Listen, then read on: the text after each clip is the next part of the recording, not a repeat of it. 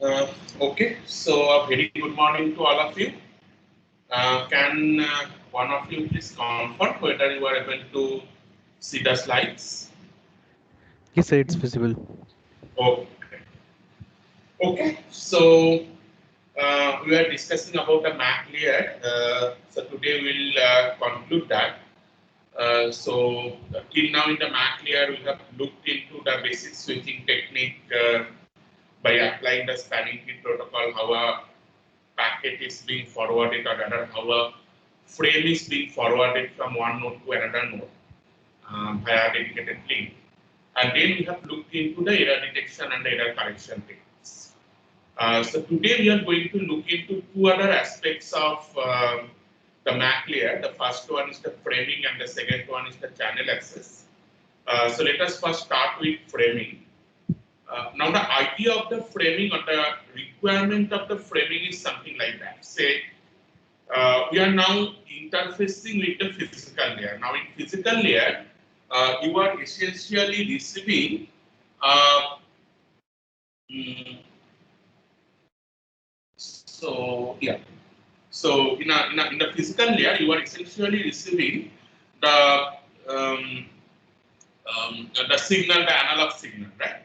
Now, the analog signal that you are receiving here, we apply techniques such as sampling, then quantization, etc., to actually convert this particular analog signal to digital signal. Well, now this idea of the sampling and quantization, all these things, I'm not sure whether you have been taught in your signal and network course or otherwise that is the part of the physical layer. We are not going to cover it in details in the current course. So with the sampling, quantization, and also with the help of techniques like modulation and demodulation,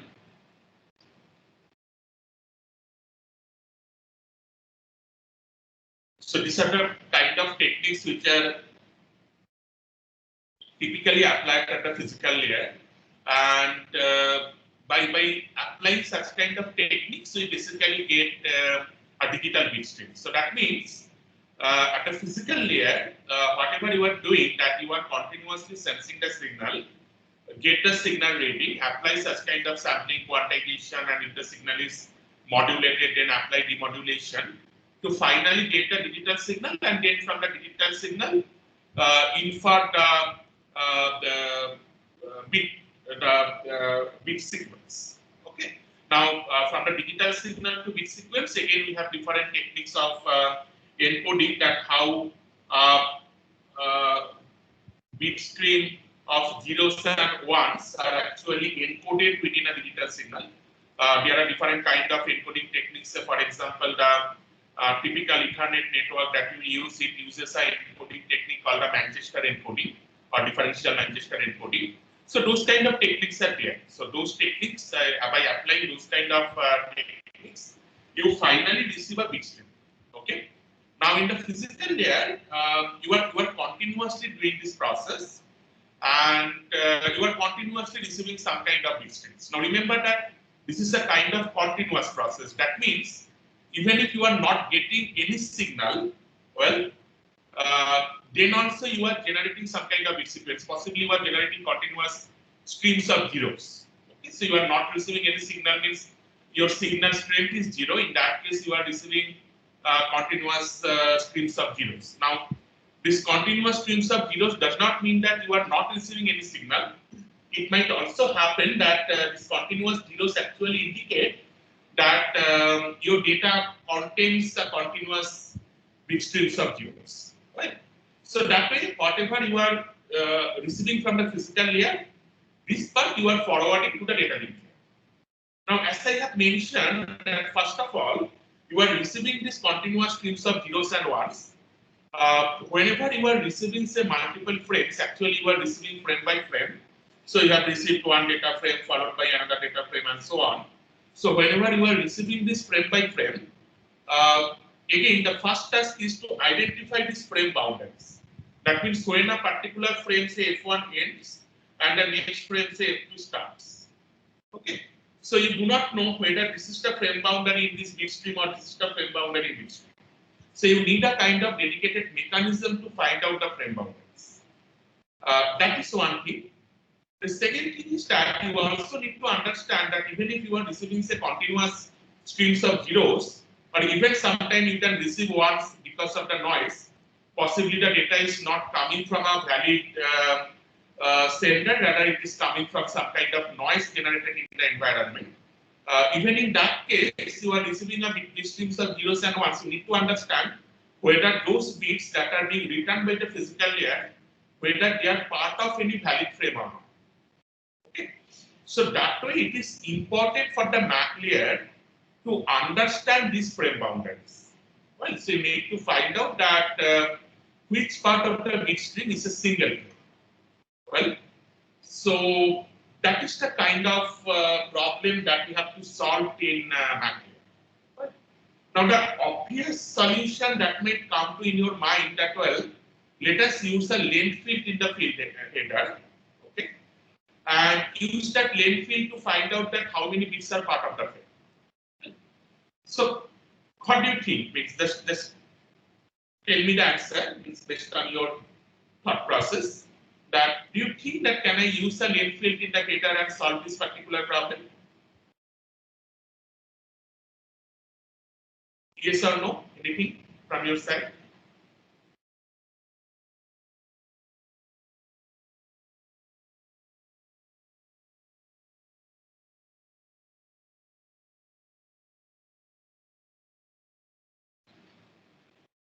Any one of you, if you are following that example?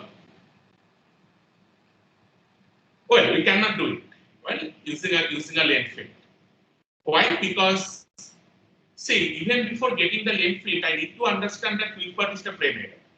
Well, now to understand that which part is the frame header, I need something else. So I cannot simply say that in this particular bit stream, this 1010 actually constitutes the frame length. Well, so you cannot blindly say that. So you need to understand that well, where even a kind of header starts. Now to solve this particular problem, what we do that we append some flag bits at the beginning of the frame to indicate that this is the kind of starting of the frame. So these particular flag bits are called as the start frame delimiter and end frame delimiter. So typically in Ethernet or Wi-Fi, this kind of network, we do not use a end frame delimiter. We basically use a start frame delimiter and a length field that I mentioned earlier. So the start frame delimiter is a special bit sequence indicating the beginning of a frame. Okay. So let's say for example, this Ethernet, in case of Ethernet, the start frame delimiter is 10101011. That means in a bit sequence, if you see that well, there is this bit sequence of 10101011. Then you will be sure that well, this is the kind of bit frame. Means from this particular position, a frame is being started. Okay. Then in the Ethernet header, we have a length field. So once you have understood that from here the header starts, then you can decode the length field and use the length field to find out that how long the frame is. Well, so that way nowadays we do not use the end frame delimiter. It is now deprecated. Now, even before the start frame delimiter, we use another set of bits which is called the preamble. So these preamble bits are used to synchronize the sender and the receiver. Because remember that this internet that works in a kind of distributed fashion. So every machine is working independently. Now, whenever you are sampling the signal means that you are receiving some kind of say analog signal. From this analog signal, you need to first sample it at independent time instances. Okay. So sampling the signal, because see this analog signal that you are getting, it is a kind of continuous signal. Well, but finally the bit stream that you are getting, that bit streams are the kind of discrete signal. Now, to convert from analog to discrete, okay, or continuous to discrete, we use this method of sampling. So that basically means that fixed time interval, you read the value of the signal, okay, and then we apply something called quantization. Quantization means, say, if the signal strength is more than some predefined threshold 3, then you consider it as a 1, otherwise you consider it as a 0. Okay, so that for example, at a particular time instances, when you see that the signal is less than this threshold at a sampling point, then you call it as a 0. Otherwise, you call it as a 1. So this is the kind of sampling and the quantization method that we use. Right? Now, for doing this sampling, one of the primary requirements is that you need to find out this time interval tau. And this time interval tau need to be same for the sender as well as the receiver. Otherwise, it might happen that the sender has generated the signal at a particular sampling rate and the receiver will sample it in a different way. Well, so that is why we need a clock synchronization between the sender and the receiver. Now, to do this clock synchronization, again we put up preamble bits, which are again the known bit sequence, and that is in case of Ethernet, it is 10101010. Okay. So this basically says that you actually know that well, you are going to get a bit sequence of 10101010. So by knowing that now we are going to get an 1, you can actually adjust your clock so that you can sample at a particular point where you are actually receiving an 1. Right? Now, this set of bit sequence, that means 10101010, followed by the start frame delimiter, that means 10101011. This actually constitutes my beginning of an Ethernet frame. So whenever you will get this particular fixed bit sequence from your sequence of bits, you will understand that you are at the beginning of an Ethernet frame. Well, now can you think of carefully for 2 minutes and let me know whether this particular problem or whether this particular approach solves the problem. Okay. So before even going to that, let me just briefly tell about this Ethernet frame structure. So in the Ethernet frame structure, as you can see, you have a preamble. So preamble is basically 6 bytes long. That means this 10101010 that we repeat for 6 times. Then I have the start frame delimiter. After the start frame delimiter, I have the destination address and the source address. Earlier we have discussed that why we put the destination address at the beginning, and then we have a type of length field. So this length field actually determines that what is going to be the length of the Ethernet frame. Right? So from here you actually know that well, this is going to be the length of the frame, and you can understand that what is the end of the frame. Okay. Now coming back to our original question, that if we use some kind of fixed bit sequence at the preamble and at the start frame delimiter, does it solve my problem completely, or does it introduce some new problem in terms of extracting the data from the frames? What do you think? Just take 2 minutes and think and let me know.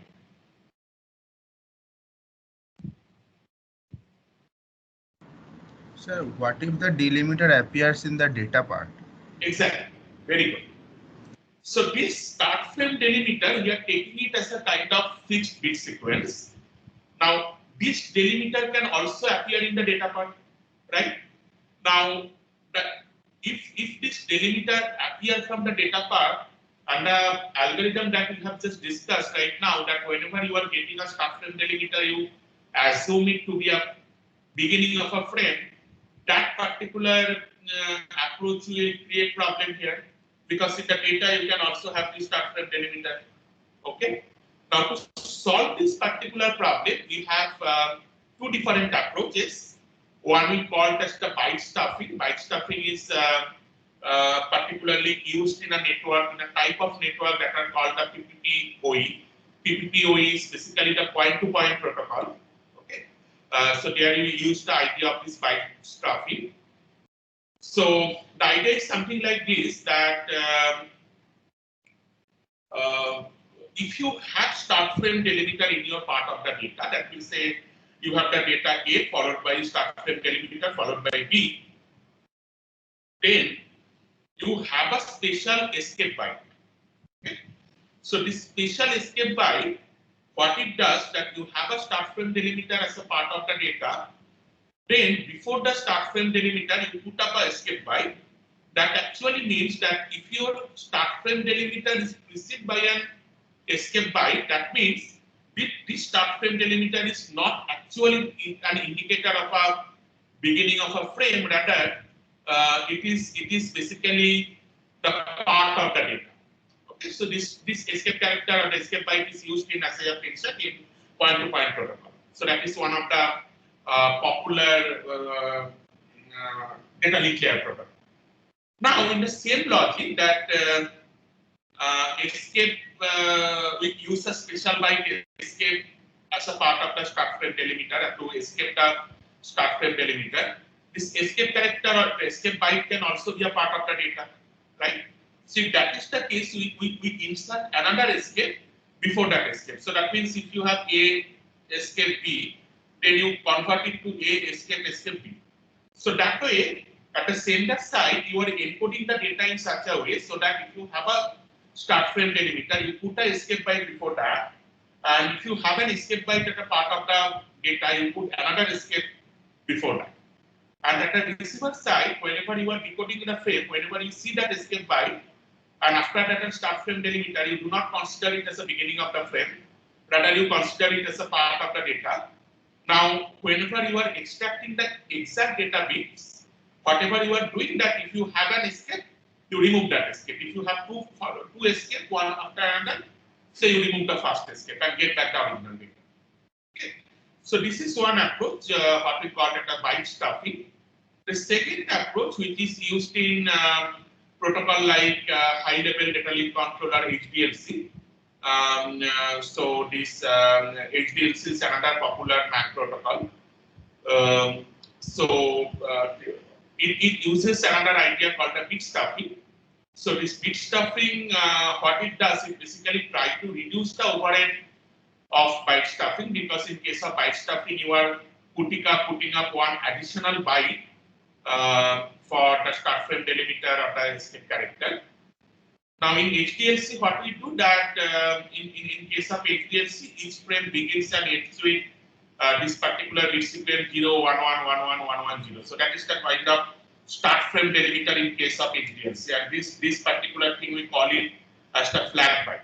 Okay, so in terms of HDLC, the start frame delimiter is named as the flag byte. Now, in case of this flag byte, we have 6 consecutive ones. Okay. Now, that way, in the data, if you have 6 consecutive ones, then you start for insert a 0 bit if there are 5 consecutive ones in the data. Okay. So that means if you are going to transmit 0,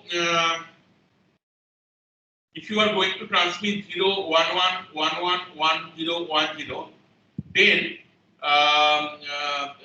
so if you want to transmit 0, 1, 1, 1, 1, 1, 1, 0, okay, then after the 5th one, you put up an additional 0. Okay, so that way you will ensure that there can never be 6 consecutive ones in your data Okay. So that is the idea of bit stuffing, which is used in HDLC. So here is an example that you are going to transfer this bit sequence. So whenever you are going to transfer this bit sequence, after 5 consecutive ones, you insert a 0. Okay. Again, after 5 consecutive ones, you insert a 0. After 5 consecutive ones, you insert a 0. Now, whenever you are going to receive that bit, after 5 consecutive ones, if you have a 0, you remove that 0. Okay. Now you can say that, well, after 5 consecutive ones, I can have 0 in my data part. That means my data itself might be 0, 2, 3, 4, 5, 0, 0. Okay. Then you again do the bit stuffing and make it as 0, 1, 1, 1, 1, 1. Put an additional stuffed 0 followed by the original zeros. Now at the receiver side, you remove this stuffed zeros and you get the corresponding original data stream. So these are the kind of two approaches which are used, bit stuffing and byte stuffing, allowing the start frame delimiter or a special flag which works like a start frame delimiter to identify the beginning of a frame. And this is the procedure through which we actually extract the frames from the continuous bit stream. Okay. So any doubt up to this point?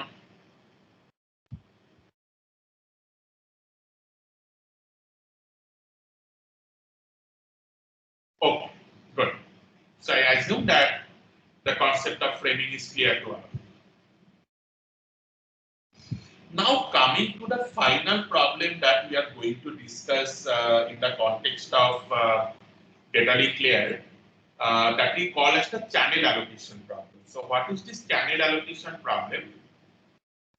So many of the times we see that the media that we are going to use, that is a broadcast media.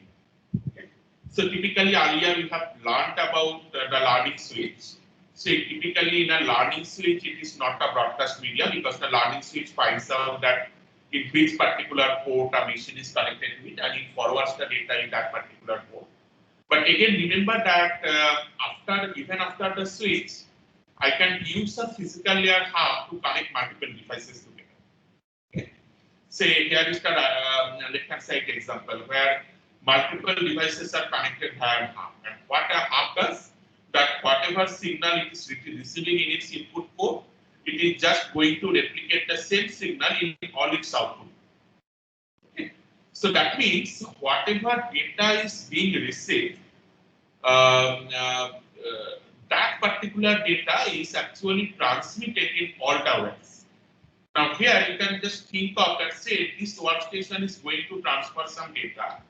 Now, whenever this workstation is going to transfer some data, it is received by this hub, and this hub is actually replicating this data in all the outgoing link. Similarly, whenever it is received in this hub, it is going to replicate it in all the outgoing link. That way, all other workstations are going to get that data. So that way, whenever this particular workstation is transmitting some data, if another workstation starts transmitting the data at the same instance of time, then there will be a collision in the channel. Yes, so that way, whenever you are connecting multiple machines over the wire network, there is a possibility of collision. Okay? Collision basically means that the signals they get overlapped and produce a noise. Well, and these kind of problems are much more severe in case of wireless network. So in wireless network, what happens that multiple devices are going to transmit simultaneously. Say this laptop is going to transmit when the mobile phone is also going to transmit. Now in this particular case, if the laptop and the mobile phone transmits data simultaneously, then there will be a collision in the channel because it is a kind of opaque channel. If it is something like that, you can think of that in a room, multiple people are trying to talk simultaneously. So it will create a noise and no one will be able to actually find out that what is being talked about. The same thing also happens in cellular network. So in cellular network, in a single cell, you have multiple different mobile phones. Now, if two mobile phones tries to transmit simultaneously on the same channel, there will be this kind of collision. Okay. So these are the kind of typical problem that happens when multiple devices are going to share the same transmission channel. So in that case, if more than one devices are going to transmit simultaneously, that will create a noise in the channel and that will result in data loss or data drop from the channel. Now this particular problem, to solve this particular problem, what we have to do, we have to allocate separate channels to separate devices. Well, and this particular problem is known to be the channel allocation problem. So we'll see that what are the different approaches that we use for the channel allocation. Now the historical channel allocation techniques that are actually even nowadays used in cellular network, they use two different approaches. One is called the frequency division multiple access, and the second one is called the time division multiple access. Now, in case of frequency division multiple access, what we do that the entire bandwidth that I have, I divide that bandwidth into multiple smaller bandwidth. Okay, so a bandwidth means basically a range of frequencies, signal frequencies, right? So here actually the knowledge from your signal and network course is required a bit. So a frequency, so whenever I say that I'm going to transfer at 2.4 gigahertz frequency band, that means I have a range of frequency where the mean frequency is 2.4 gigahertz, and in that particular band I am going to transfer the data. Now in case of Wi-Fi network, this 2.4 gigahertz frequency basically means from 2.1 to 2.6 in that particular range. Approximately, I forgot the exact thing. You can just find it out in by doing a Google. So you have a range of frequencies, and in that range of frequencies, you have the entire bandwidth. So you are going to transfer within that band. Now, what we do, that entire frequency band that I have, I divide it into multiple different subchannels. So in Wi-Fi, what is being done, that is individual subchannels are 20 megahertz wide. Okay. So I divide it into 20 megahertz subchannels and then allocate one particular band to one user. That means one user is using this band F1, another user is using this band F2, the third user is going to use the band F3 and so on. Okay. So that this particular approach in the MAC here, it is called a frequency division multiple access. Now remember one thing, maybe you have heard about the terminology frequency division multiplexing and the time division multiplexing. So this frequency division multiplexing and the time division multiplexing, they are different from frequency division multiple access and the time division multiple access. That means FDM, okay, that is not same as FDM.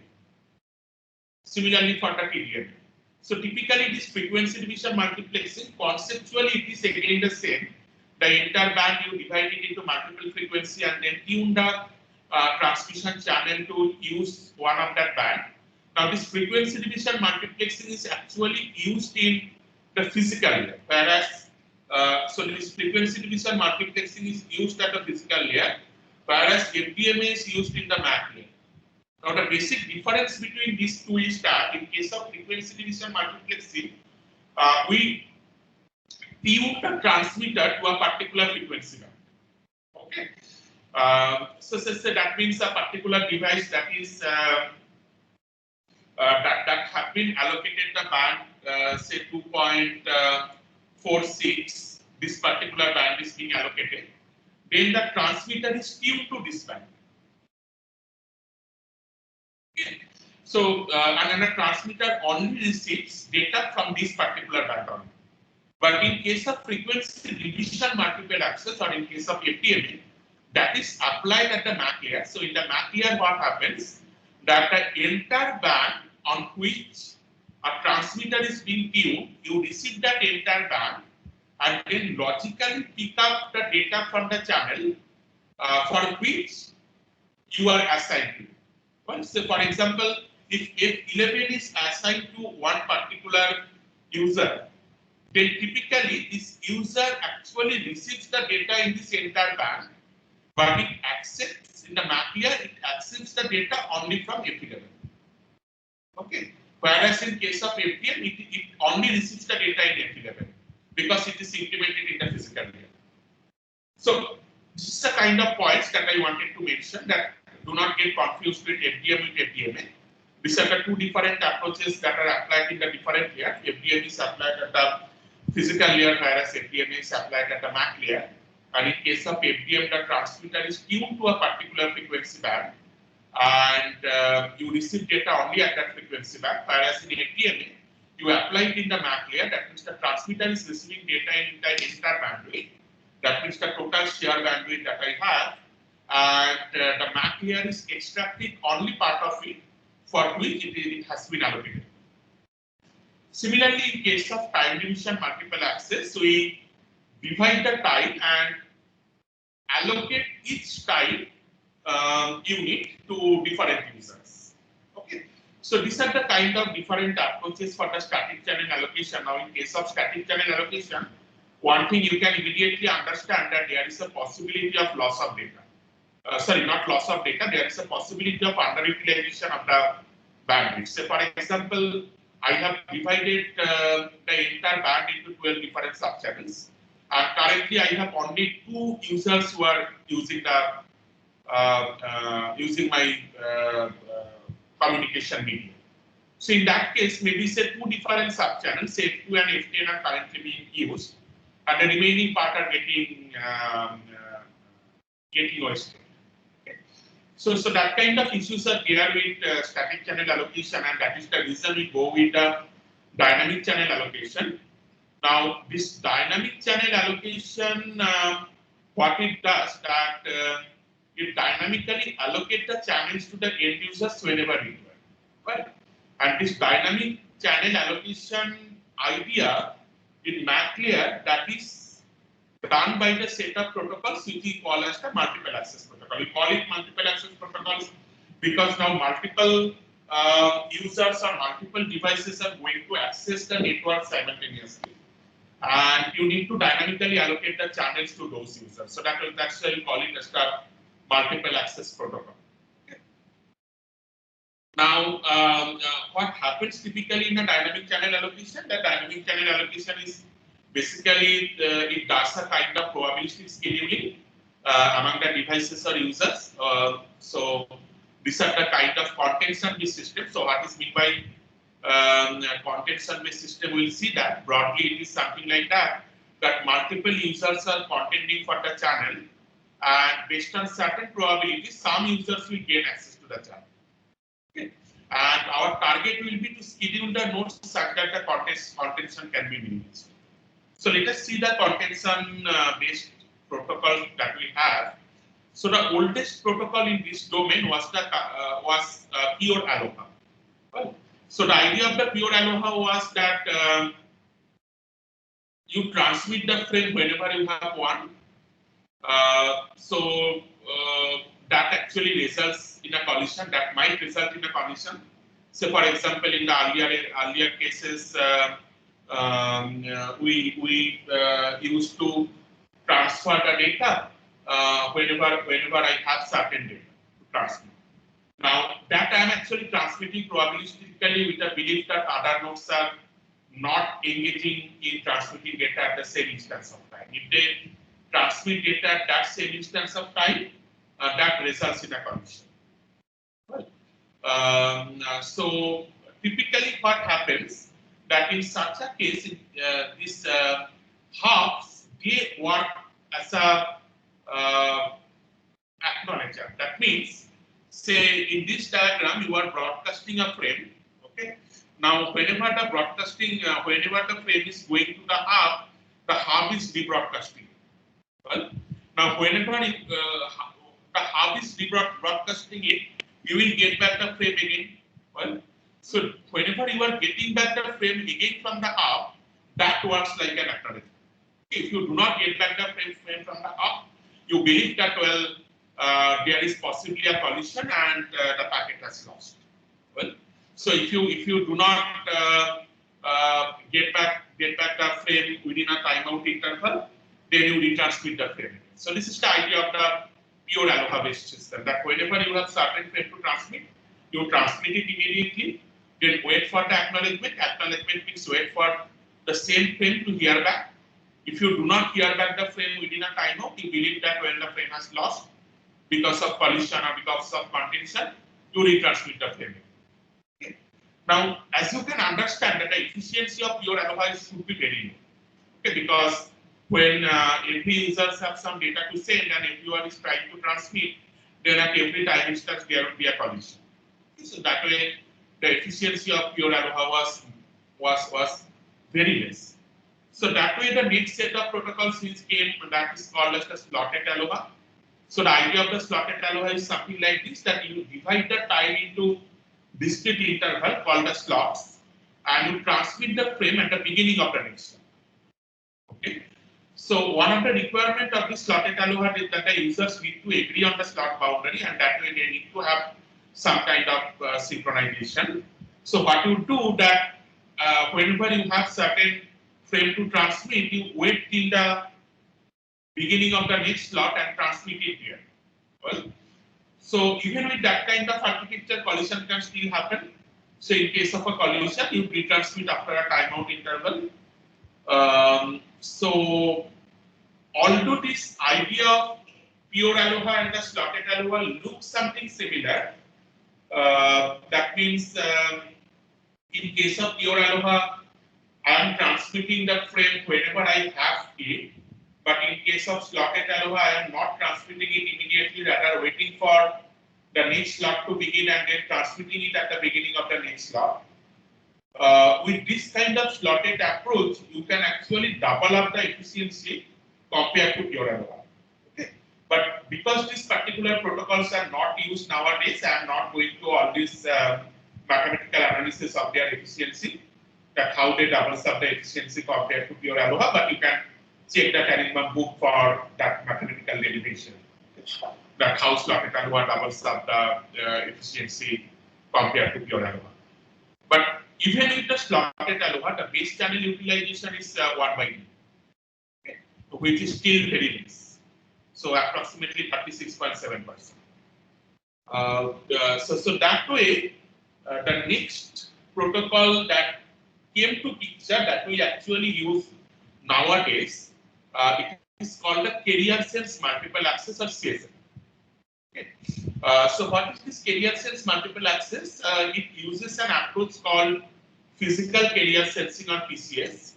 So the idea of this physical carrier sensing is that you sense the carrier to see whether there is any ongoing signal. So that was not there in case of slotted Aloha or pure Aloha. So in case of pure Aloha, you transmit the frame immediately. In case of slotted Aloha, you wait till the beginning of the next slot and then transmit it there. But here we introduce an idea of the carrier sensing. So what is that? That you wait and you check the carrier, or you try to sense the carrier to see whether there is any ongoing signal. Okay? And that you can do because whenever you are transmitting certain signal in a media, say for example, if it is an wired media, you will see some kind of voltage fluctuation. Well, if it is a kind of wireless media, you will see there is a kind of electromagnetic signal which is being received. So that way, you sense the physical carrier to know or to find out whether there is any ongoing signal. Now, if the physical carrier sensing returns the channel to be idle, then you send the data. Otherwise, you wait until the channel becomes idle. Okay. And if collision occurs, let's see, even for the physical carrier sensing, there can be collision. It might happen that there are two nodes, say N1 and N2. Okay. Both are trying to sense the data and they are actually sensing the channel. So they are connecting with a hub and they are trying to sense the channel. And whenever they are performing PCS, both will see the channel to be idle at the same instance of time. Okay, and they start transmitting the data.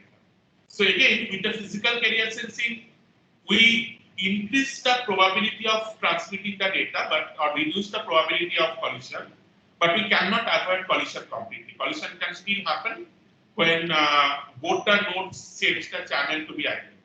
Okay.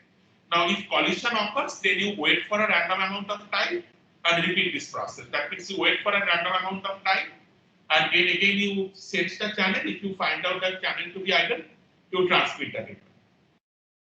So this particular protocol is called as the one persistent CSM.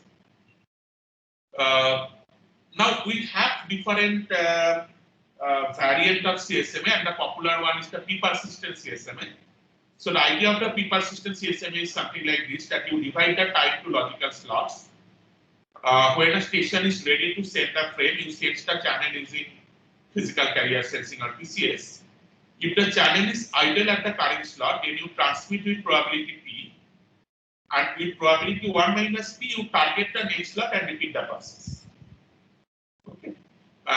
So that is the kind of P-persistent CSM. That means whenever you are finding out the channel to be idle, you do not immediately send the data, rather you send it with certain probability. Now, how this particular approach will reduce the amount of collision? Again, with the earlier example, if two nodes wants to transmit data simultaneously, so both sends the channel and both transmits with probability P. Now, whenever they are transmitting probabilistically, okay, transmitting with certain probability P means you generate a random number, if that random number is less than P, then you wait. If it is greater than P, then you transmit. Okay. So whenever you are transmitting with certain probability P, you are actually ensuring that, well, with probability P, these two stations is not going to transmit simultaneously. One will transmit in the current slot and the next one will transmit in the next slot. So that way, probabilistically, you are increasing or reducing the probability of collision. Okay. Now we have a variant of persistent CSMA that we call as the non-persistent CSMA. In case of non-persistent CSMA, if the channel is sent busy through PCS, you wait for random amount of time and then send it. Okay. Now, as you have seen, that collision can happen in case of CSMA, right? Whether you go for one persistent CSMA or persistent CSMA or non-persistent CSMA. So two stations will send the channel idle at the same time and starts transmission. So that might always happen. So that way a collision can happen in the channel. So you detect the collision. So detecting the collision means basically the power level of the signal is higher than the transmission power level. So collision basically means that you have one signal that you have transmitted in a specific power. Another stations have transmitted another signal with another power. So these two signals gets overlapped. Now when these two signals get overlapped, they generate a new signal, and the power of this new signal will be much higher compared to the original signals. Okay, so that way we basically change the power of a signal, or rather power spectral density of a signal.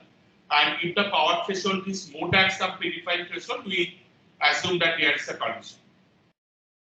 Okay, so that way the collision signal will differ from the normal signal in terms of their power. Now, once you are detecting the collision, then you wait for some amount of time. Now, how much time you are going to wait? So this waiting procedure that we call as the backoff. Now, in case of random backoff that we typically that historically people used to have, there you wait for a random amount of time if a collision is detected. But nowadays we use something called a binary exponential backoff.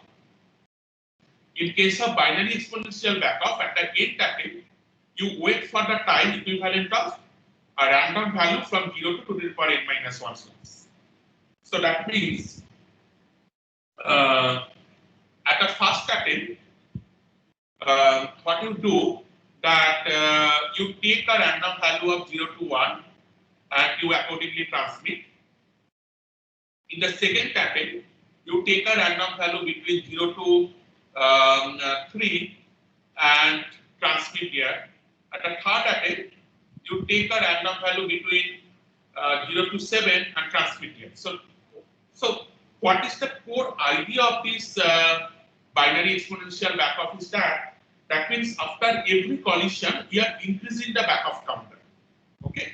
Now, whenever you are selecting a random number in between 0 to 3, the probability that you will see a low number is much higher compared to whenever you are choosing a random number between 0 to 7. Okay.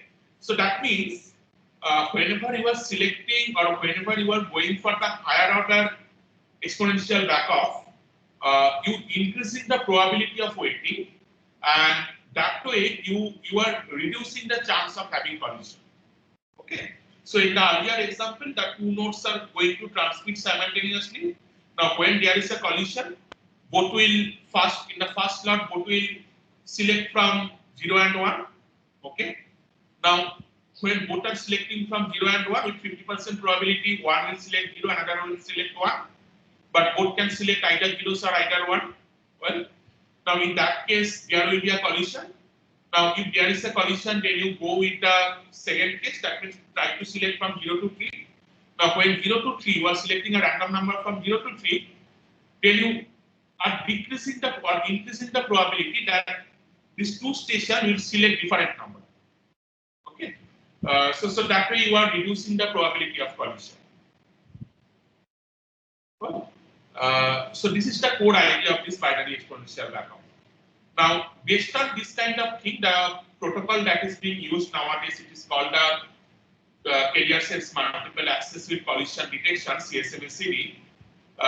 Now, this CSMACD was used in the Ethernet frame before this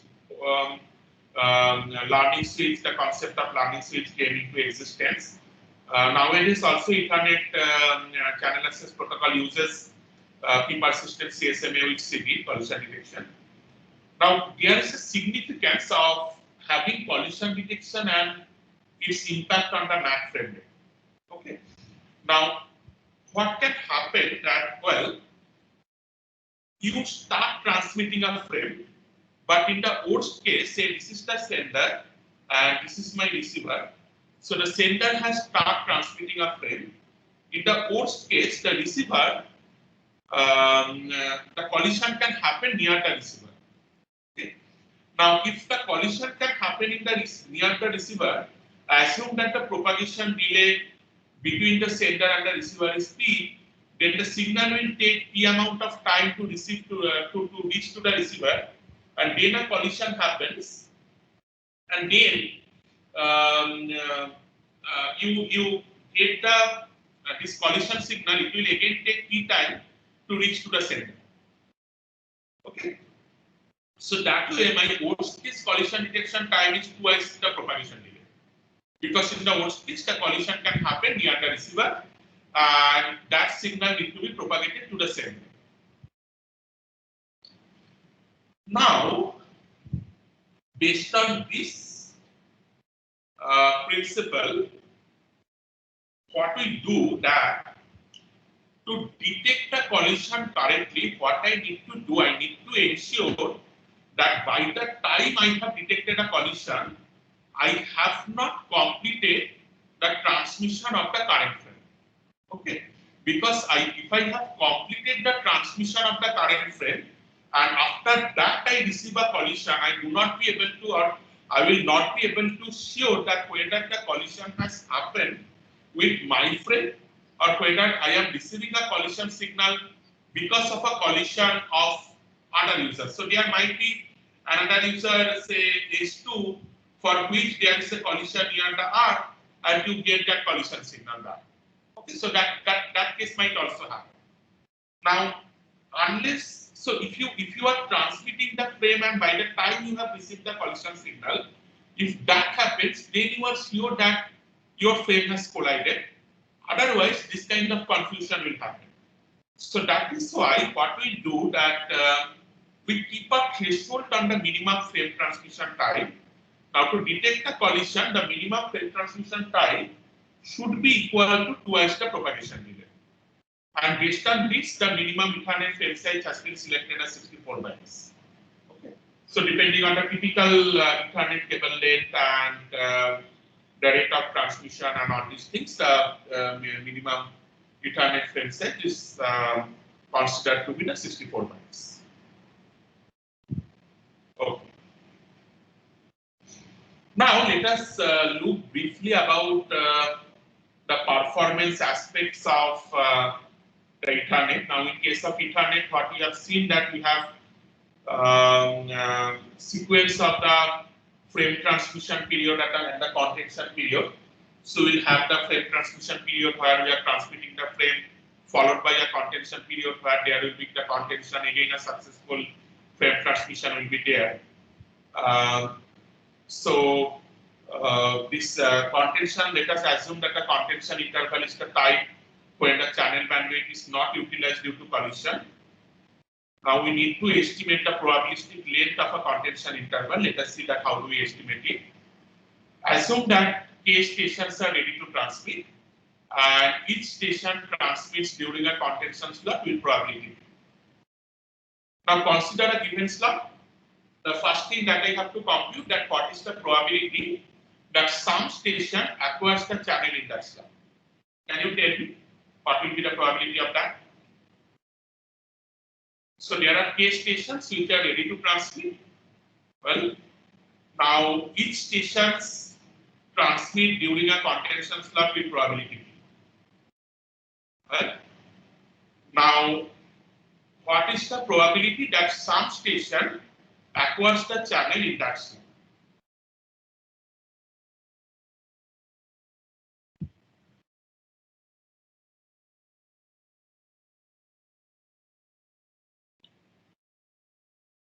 So what does it mean that some station acquires the channel in that slot?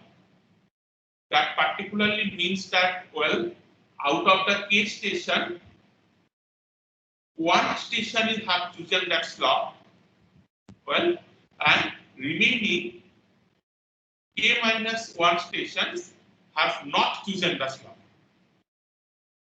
Okay, so once one station has chosen the slot with probability P, and the remaining K minus 1 slots, K minus 1 stations, they have not chosen the slots, and not choosing the slot is probability 1 minus P. Okay, so that way my probability becomes Kp 1 minus P to the power K minus 1. Okay, so the K minus 1 stations are choosing with probability 1 minus P a particular slot, and one station is choosing probability P, and I have K station. Well, so that is the kind of probability that some station acquires the channel in that particular slot. Now in this particular equation, A is maximized when P equal to 1 by P. Okay, so you can just put the value of P, and you can see that just try to maximize this value of A, and you will see that A is maximized when P equal to 1 by K. And in that case, A tends to 1 by E. So that way, now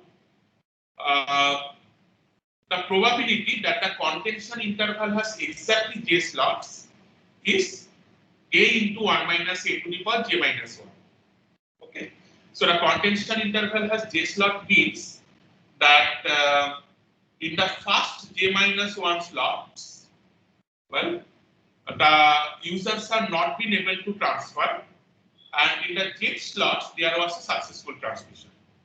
So there was an unsuccessful transmission in the J minus 1 slot, followed by a successful transmission at the J slot. Well, now in that case, the probability will be A into, so A is the probability that you have a successful transmission, and 1 minus 1 is the probability that you have an unsuccessful transmission. So I have unsuccessful transmission in J minus 1 slot, so it is 1 minus A to the power J minus 1 into A, that is A into 1 minus A to the power J minus 1. Now what is the mean number of slots per contention? Now to find out the mean number of slot per contention, I will sum up this JA 1 minus A to the power J minus 1 from J equal to 0 to infinity. So if I compute the mean, it comes to be 1 by 2. Okay. Now let tau be the propagation delay. A slot duration is set to 2 tau to ensure the collision detection within the slot duration that we have seen. That will take twice the propagation delay to ensure collision detection. And we have observed that the mean number of slots per contention is 1 by A.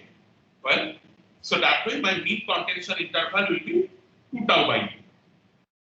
Well, now with optimal P, A tends to 1 by B. Well, so the maximum value of W is 2 tau E, that is 5.4 tau. Okay. Now, that way we can compute the channel efficiency as P by P plus 2 tau by D. Okay. Now, with different number of stations and different frame size, if you try to plot, you will see that in case of Ethernet, the channel efficiency goes like this, and the channel efficiency becomes maximum when you take longer frames, like you take a frame size of 1024 byte or something like that. In that case, the channel efficiency goes close to 1. Okay. And based on this analysis, actually, in case of Ethernet, people decide about the maximum frame size and the maximum number of stations that can participate in a collision. And that way, the typical design of a switch or hubs are being done to ensure that you get the maximum efficiency even at the presence of collision. Now, this is for the Ethernet in a wired network. Now, let us briefly discuss about the scenario in case of wireless network. In case of wireless network, the question comes that in case of wired network, we have used CSMA-CD, we have used carrier sense multiple access along with the collision detection. Now, the question that comes that can we detect collision over wireless? Then we can use the similar kind of protocol that are being used in case of Ethernet, right? The CSMA-CD. But typically in a wireless channel, this collision detection is much more challenging and rather impossible because wireless channel goes through multiple different factors like fading. Okay, so fading basically means that the signal strength drops as the signal propagates. Okay, so it is called attenuation is high. So as the signal gets propagated, the signal strength gradually gets dropped. Then there are the effect of shadowing. That means it gets affected by the shadow texture like the wall, the trees, even the human bodies. Okay, that actually reduce the power of the signal. Then there are multiple propagation that the reflected signal may come from different directions. So wherever you are transmitting within a room, you have a reflection from the room wall, and that reflection also reaches to in your device. Now, in case of wireless, what we have that we can have additive interference. The additive interference basically says that signals from multiple sources gets added up and interfere with the communication of a third device. Now the thing is that the individual signals may not have enough interference, but when they are getting added up, they boost up the signal strength to make it having interference with the existing signal. So that is kind of interesting. That while the individual signal strength are less, but you are getting interference from 3 or 4 different machines, and that gets added up and increases the power of the noise signal, and that noise signal is interfering with your transmission.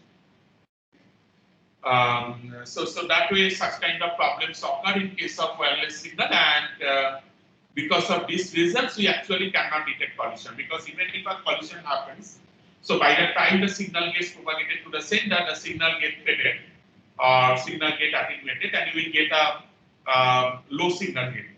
And that way you will not be able to understand that whatever reading you are getting, it is the original signal or a kind of collided signal or an interfered signal. Okay, so this kind of problem happens in case of collision detection over wireless. One of the interesting problem in case of wireless that happens is called the hidden terminal problem. What is the hidden terminal problem? Say A has its sensing range of something like this. Okay, this circle. So that means if certain other nodes within this range is going to transfer data, then A can sense. Okay? A cannot sense beyond that, because in that case the signal will get attenuated and the signal strength will get so low that A will not be able to sense that there is an ongoing communication. Okay. Similarly, this is the range for C. Now assume both A and C is trying to send data to B. Now here you see that C is outside the sensing range of E, sensing range of A, and A is outside the sensing range of B.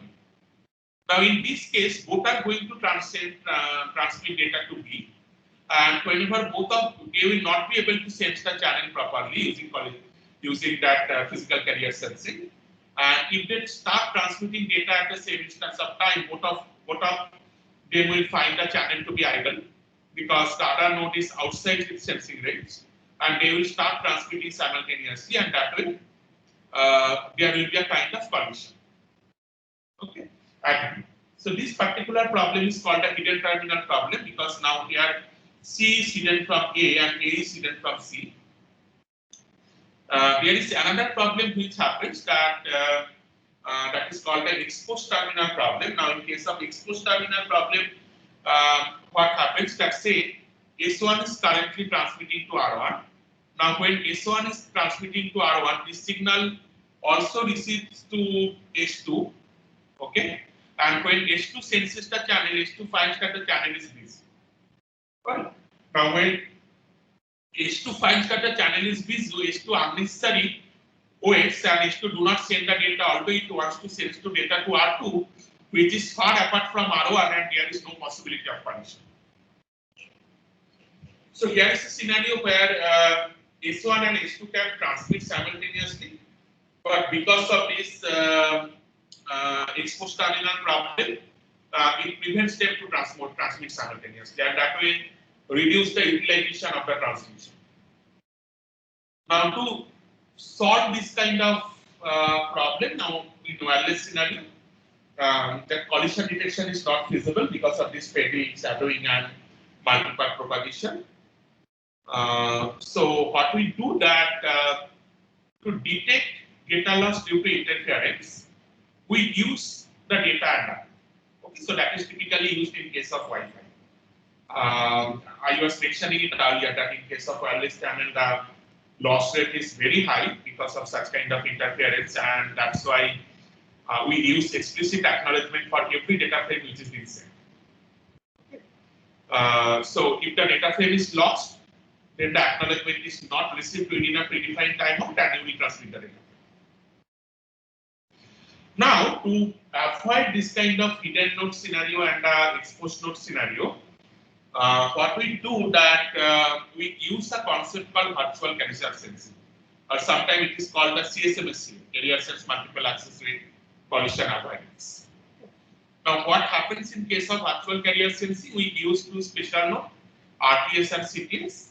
Well, now how this RTS and CTS work? So let me try to explain it with a clear diagram. So that was my earlier case that A wants to transmit to B and C also wants to transmit to B. Now before transmission, say A wants to transmit to B. So A first sends an RTS frame, request to send frame. Now if B receives this request to send frame, then B sees that well there is no other RTS frame that it has received or B is not going to any ongoing communication. So B broadcasts the CTS frame. Now this broadcasted CTS frame from B is also going to C. Okay. So C will also receive this CTS frame. Now once C receives this CTS frame, C actually blocks itself from transmitting further to B. Because C understands by receiving this CTS frame that well some other node is actually transmitting to B, so I should not transmit the data at this particular transmission distance. Well, so that way what happens? So in case of sender, the sender waits for a time that is called DIFS. Well, distributed interface spacing time. You don't need to understand the details of all those things at this particular instance. So this is basically a waiting time when the sender actually senses the channel to see that whether there is any ongoing communication. It tries its best to estimate the channel. If the channel is idle for DIFS amount of time, then you send an RTS. At the receiver side, the receiver waits for some time and then it receives a CTS. After then it sends a CTS. Now once the CTS is received by the sender, then the sender starts sending the data. Now for the other stations, whenever they hear a RTS frame, well, they block their ongoing communication for a duration. Well, that we call as the network allocation vector or NAV. Well, so they basically set up their NAV, and by setting up their NAV, they transmit the data. Similarly, in case of CTS, whenever the receiver is broadcasting the CTS, the node which are in the sensing region of the receiver, they receive that CTS and they block their ongoing communication by setting their network allocation vector. So that way, whenever the nodes which are in the region of sender and whichever are in the region of receiver, they receive the RTS frame or the CTS frame, they block their network allocation vector and accordingly they block any kind of ongoing communication to avoid collision. Now you can always claim that RTS and the CTS frame can also go through some kind of collision, right? But that we typically ignore because this RTS and the CTS frame are the small frame in compared to the data frame and the acknowledgement frame. Okay, so that way, before every transmission, you transfer a RTS, get back a CTS, and then you start transmitting with the data frame. So with this RDS-CTS mechanism and the virtual carrier sensing, this communication in Wi-Fi works like this. That you first set, so n is a variable that denotes the round number. You set the value of n is 0. Then you use the PCS and VCS to sense the channel. If the channel is busy, then again you go for PCS and VCS. If the channel is idle for the DIFS duration, you transmit the frame, set the timeout. If the acknowledgement is received within the timeout, you again go to A1. If there is a timeout, then you take a variable called CW, that is called the contention window. Contention window. So this contention window in case of Wi-Fi that actually helps in the idea of binary exponential backup that we have discussed earlier. So you set up this CW min equal to minimum of 2 into CW min and CW max. So you have a maximum value of contention window. And then set equal to n plus 1. You choose a contention window value which is random between 0 and CW min. And then you wait for that many number of slots and then go to 2 once this timer is done. So that means what actually you are doing, that you are using the physical carrier sensing and the virtual carrier sensing to sense the channel. After sensing the channel, so this part is your CSMA part, okay, where you are sensing the channel. So apart from the physical carrier sensing, we are also using the virtual carrier sensing, because the physical carrier sensing is not reliable all the time. Now, if the channel is idle for certain predefined duration, that is called DIFS, distributed interface spacing, then you transmit the frame. And if you receive an acknowledgement within that timeout, that means you have been able to successfully transmit the frame, you repeat the procedure. If not, you go with the binary exponential backup procedure. In case of binary exponential backup procedure, again the earlier case that at every round you double up the contention window min value until you reach to a maximum value of contention window, and then you take a random value between 0 and CW min. Okay, and wait for that many number of slots, and then again apply PCS and VCS to transmit your packet. So this particular procedure of channel access in Wi-Fi, so IEEE 82.11 means Wi-Fi. So this particular channel access procedure in Wi-Fi is termed as distributed coordination function or DCF. So the Wi-Fi router that you use, the Wi-Fi router in the map here, it runs this protocol to transfer the data. Okay, so that's all from my side. Let me know if you have any doubt in any of the part that we have discussed. So this was actually the last slide. So that concludes our discussion on the data link layer as well as concludes the course. Any doubt?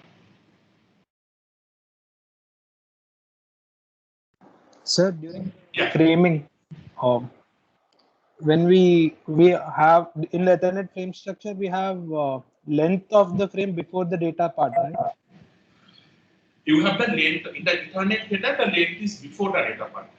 Yes, sir. So we already know how much data we are going to receive. So even if the start frame delimiter repeats in the data part, we should already be knowing that it is a part of data, right? So why do we again need to separately think that it is a start of another frame? Excellent question. Okay, so well, I actually thought of to put up this question in your class test. So see, the bit stuffing and the byte stuffing concept that we have discussed. If you have observed carefully, the byte stuffing I have mentioned, that is for the point-to-point protocol. The bit stuffing I have mentioned for the HDFC protocol. Okay. So I was expecting that any one of you will ask the question, but no one has asked that what is the protocol for Ethernet? Well, now in case of Ethernet, because we have the length field in the header, That is the reason we do not apply any kind of bit stuffing or byte stuffing. We use the length field in the header to do it. One interesting thing is Ethernet frame structure is that this length field, if you see the header format, it is always written as type/length. Okay. Yeah, it is always written as type/length. Well, so this why it is written as type/length in the old Ethernet frame format, the field was actually the type field. Okay, so the type field means it usually used to say, so there are multiple different classes of Ethernet which were there. It used to say that what is the class of that Ethernet. Okay. And that class of the Ethernet actually depending on what type of cable you are going to use, whether it is 10/3 or whether it is 10/100. So for different Ethernet cable, you have different speeds. So for some Ethernet, you have 100 Mbps. Then for the Gbps Ethernet, you have speed of 1 Gbps. So according to the type field, the MAC layer used to decide about what is going to be the maximum frame length for the Ethernet and the minimum frame length for the Ethernet. Okay. During that time, when this type field was basically used, Ethernet was Ethernet protocol that used to run along with the PTP protocol, the point-to-point protocol. Okay, so at that time the byte stuffing used to happen, but later on with the current version of the Ethernet, when we have this learning switch and all these things, and this learning switch actually reduce the possibility of collision. So that's why we do not bother much about the minimum frame length and the maximum frame length of Ethernet. This particular field has been changed to the length. Well, so with the new Ethernet frame structure, whenever we have this length field, the length field actually tells me that what is going to be the length of the frame. Well, so that way actually I do not need this kind of bit stuffing or the byte stuffing at the data point. So in today's Ethernet, we do not use bit stuffing or byte stuffing at the data point. Okay, because this length field is there in the data. But unless this length field is there, if you are using the old Ethernet frame structure, we used to have the type field there rather than the length field. Then you used to then you have to use either PPP or HTLC along with Ethernet to actually decode the data. Okay, thank you.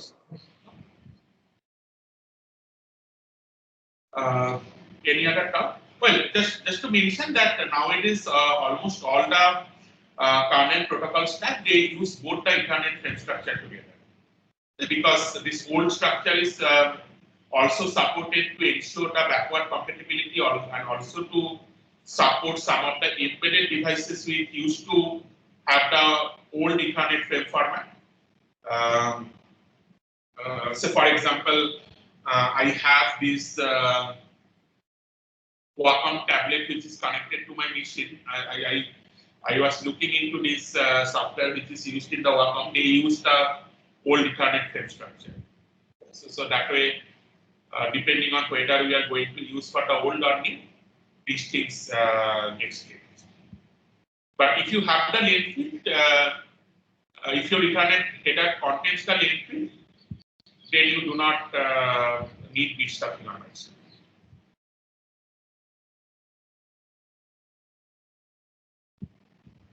Okay. Any other doubt?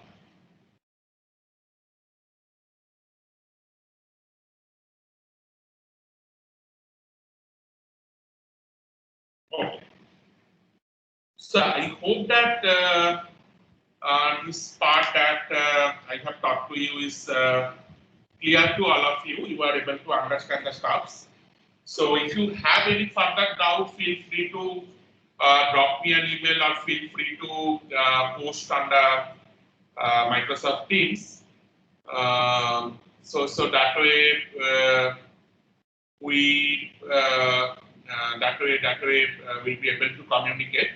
And as I have mentioned, that we will have our next class test or the final class test on this Saturday. And yeah, on this Saturday, and and that way we can wrap up the course. And by next week, I will be showing you the answer sheet for both class test 5 and class test 4 and class test 5.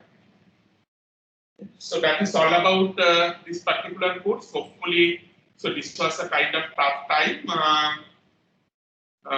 for you as well as for us. Personally, I never prefer such kind of online teaching, but that is the only mode I have to use. We could have much more interaction in a one-to-one in a live class that we have missed here. And I have to go entirely by the slides as much as possible.